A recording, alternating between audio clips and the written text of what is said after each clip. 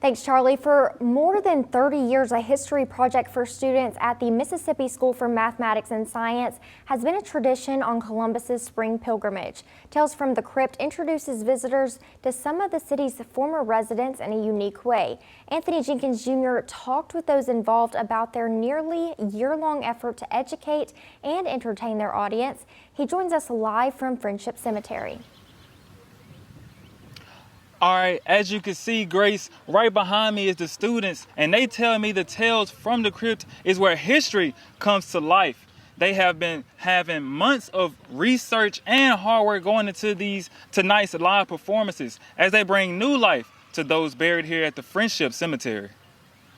For the past 35 years, it has been one of the biggest draws on the Columbus Spring Pilgrimage. Tales from the Crypt began as a way for history students at the Mississippi School for Mathematics and Science to learn how to do research. Now it's a pilgrimage tradition. I was born and raised in Columbus, so I've been to Tales in the Crypt a couple of times. So once I got here, I always wanted to take this class and wanted to do the event because I always thought it was amazing. The work starts at the beginning of the school year when students choose a person buried in the Columbus Historic Friendship Cemetery. They will spend months combing through records at the library and other sources. They use their research to create a life story of their subject, which becomes a script for a performance where they will portray that person where they laid to rest. msms history teacher Chuck Yarbrough directs the research and the performance. He says every year is unique and compelling. I'm so proud of my students. They put in the work in research and writing in the fall semester and in early spring semester.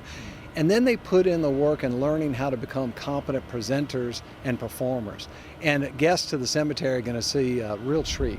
The award-winning project been featured in national publications like the Atlantic magazine and the New York Times. Students involved say the process for bringing their subjects to life is the learning experience of a lifetime. Mine just so happened to be a W alum, so I got to go to the archives at the Fant Library and get my person's past records, and she wrote a book that I got to read, and it was really cool. I got to look at her in the W's yearbook, and researching was definitely really fun.